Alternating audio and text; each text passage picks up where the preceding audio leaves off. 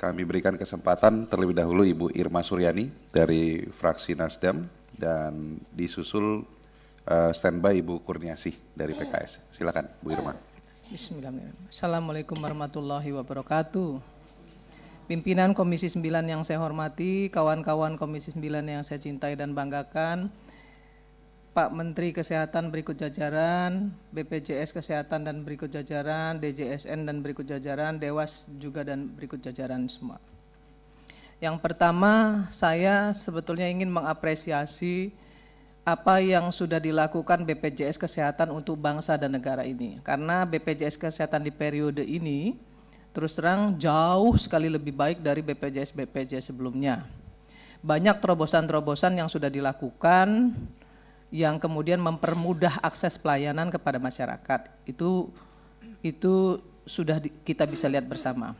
Dan yang kedua, BPJS fungsinya kan sebagai juru bayar. Tetapi yang harus diingat oleh BPJS dan Dewas ya, bahwa akuntabilitas ya, fraud yang dilakukan oleh rumah sakit itu perlu segera ditindaklanjuti dan dikawal sampai ke proses pengadilan. Karena kalau tidak dikawal, ini bisa banyak hengki-pengkinya nih, nggak selesai. Ya, sama seperti ketika misalnya BP POM menangkap orang-orang yang sudah melakukan kesalahan di ya jualannya nggak bener lah gitu ya, kemudian digerebek dan ditangkap, diserahkan ke pihak yang berwajib, tapi ya seperti yang kita tahu bersama ya, dendanya hanya 100.000, hukumannya cuma 1 bulan. Nah ini yang seperti ini juga harus dikawal oleh BPJS dan Dewan Pengawas BPJS. Yang ketiga, saya ingin menyampaikan juga terkait dengan kepesertaan. BPJS harus jemput bola, bicara dengan Pemda, ya. Dulu kan ada Jamkesda, Jamkesmas. Nah, tolong bicara dengan Pemda, mereka juga harus bisa memberikan bantuan iuran untuk peserta BPJS di daerah, sama seperti ketika mereka misalnya mengeluarkan anggaran untuk Jamkesda, Jamkesmas. Nah, ini yang saya lihat masih belum terlalu maksimal dilakukan oleh BPJS di daerah. Kalau misalnya BPJS cabang tidak mampu melakukan itu, bernegosiasi dengan Pemda, maka direkturnya turunlah, ya, lakukan negosiasi dengan bupati, wali kota dan gubernurnya supaya kepesertaan BPJS ini betul-betul bisa maksimal. Kemudian yang terakhir saya mau bilang soal BPJS nih ya, side effect kris. Side effect kris ini luar biasa loh, jangan salah, ini akan menggerus pendapatan BPJS Kesehatan. Nanti saya akan bicara soal Pak Menteri dengan Pak Menteri Kesehatan juga nih soal side effect ini, juga dengan DJSN. Ya. Kenapa? Kita sama-sama tahu bagaimana tarif yang sekarang saja ya, itu banyak yang tidak aktif. Yang sebagaimana yang disampaikan oleh Dewas BPJS Kesehatan. Banyak yang tidak aktif. Apalagi nanti ketika kris dilaksanakan dengan satu tarif, pasti akan ada kenaikan tarif. Tadi juga DJSN sudah menyampaikan akan ada kenaikan tarif di 2025. Bahkan sudah dipersiapkan ya, regulasinya. Artinya akan ada kenaikan tarif. Nah, apakah ini tidak akan membebani masyarakat lagi? Yang perlu dilakukan oleh pemerintah sebenarnya memperbaiki tata kelola agar akses pelayanan kesehatan masyarakat itu bisa maksimal diterima oleh rakyat. Bukan sekedar menaikkan iuran tapi pelayanannya tidak sempurna, tidak maksimal maksud saya. Tidak maksimal. Bisa kita lihat 3 hari orang berobat sudah dikeluarkan. Itu kaitannya dengan tarif inasi bijisnya, dengan kapitasinya. Ini kan harus dibenerin nih. Rumah sakit yang nakal, Pak Menteri Kesehatan juga nanti harus ditindak. Diberikan punishment. Jangan BPJS yang disuruh melakukan tindakan ke rumah sakit pemerintah yang melakukan fraud misalnya. Ini kewajiban dari Kementerian Kesehatan. DJSN dan Menteri Kesehatan harus tahu bahwa BPJS ini adalah amanah dari konstitusi. Amanahnya apa? Gotong royong. Jadi jangan pernah bicara soal asuransi swasta. Nanti saya akan jelaskan di pertanyaan saya kepada Pak Menteri Kesehatan. Terkait dengan Menteri Kesehatan, yang pertama, untuk masalah KRIS, pelaksanaan KRIS, tadi disampaikan oleh Pak Menkes bahwa baru 50% yang divalidasi, padahal 30 Juni 2025 sudah harus dilaksanakan. Sementara perbaikan tata kelola klaim rumah sakit saja belum diberesin. Ya kan? Belum diberesin, belum ada perbaikan di tata kelolanya. Yang ketiga, dengan adanya KRIS, pasti iurannya, ini kepada Menteri Kesehatan nih, pasti iurannya naik. Bagaimana Pak Menteri mempertanggungjawabkan ya ketidakmampuan publik untuk melakukan pembayaran ketika iuran ini naik. Iuran hari ini saja banyak sekali yang masih menunggak dan belum bisa bayar. Nah, kalau dinaikkan, saya yakin kas BPJS akan jebol. Kalau kas BPJS jebol, pasti nanti defisitnya akan makin besar lagi. Terus dari mana anggarannya? Ini Pak Menteri Kesehatan harus bertanggung jawab nih soal ini. Ya, kemudian yang keempat, dinyatakan di presentasi Pak Menkes, Sumsel itu semuanya sudah selesai. Ya, hanya satu yang belum selesai, pelaksanaan KRIS di Sungai Lilin. Padahal saya tahu persis, karena itu dapil saya. Di sebelah saya ada Ibu Bupati nih.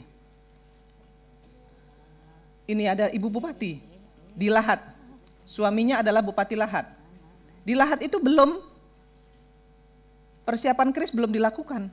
Kenapa kok di laporan Pak Menteri tinggal satu yang belum? Ini kan penipuan publik nih.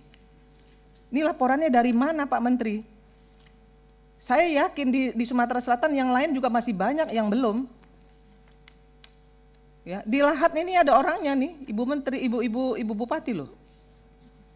Ya, jadi harus jelas dulu nih laporannya, jangan asal tulis.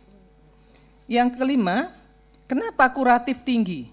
Kenapa biaya pengobatan kita tinggi di 2025 sehingga BPJS defisit? Tadi sudah disampaikan oleh Direktur BPJS dan Dewas BPJS, kenapa defisit? Tapi saya ingin sampaikan juga bahwa artinya kalau kuratifnya tinggi, bisa saja salah satu alasannya dari alasan yang sudah disampaikan Pak Dirut BPJS dan Ketua Dewas BPJS adalah promotif preventifnya nggak jalan atau belum maksimal dilakukan. Ya. Jadi promotif preventifnya nggak maksimal nih. Ukurannya jelas kok. Ukurannya kuratifnya tinggi. Artinya promotif preventifnya tidak maksimal dilakukan, tidak jalan. Itu yang kelima. Yang keenam, soal insurans. Yang kemarin gaduh, ya Pak Menteri sampaikan ada asuransi swasta yang bisa membackup kawan-kawan BPJS yang menengah ke atas lah misalnya. Pak Menteri harus tahu bahwa Undang-Undang DJSN itu adalah amanah konstitusi di mana di situ dinyatakan bahwa kegotong royongan, yang kaya menggotong yang miskin. Itu yang diamanahkan oleh konstitusi. Soal kemudian kuratifnya tinggi, ya pemerintah harus bertanggung jawab. Dari mana uangnya? Banyak pos-pos yang bisa dilakukan kok, yang bisa menanggulangi iuran BPJS ini. Salah satunya adalah cukai rokok.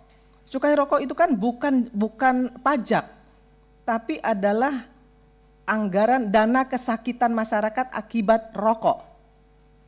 Nah, itu bisa di split ya, bisa dialokasikan untuk membantu anggaran BPJS Kesehatan.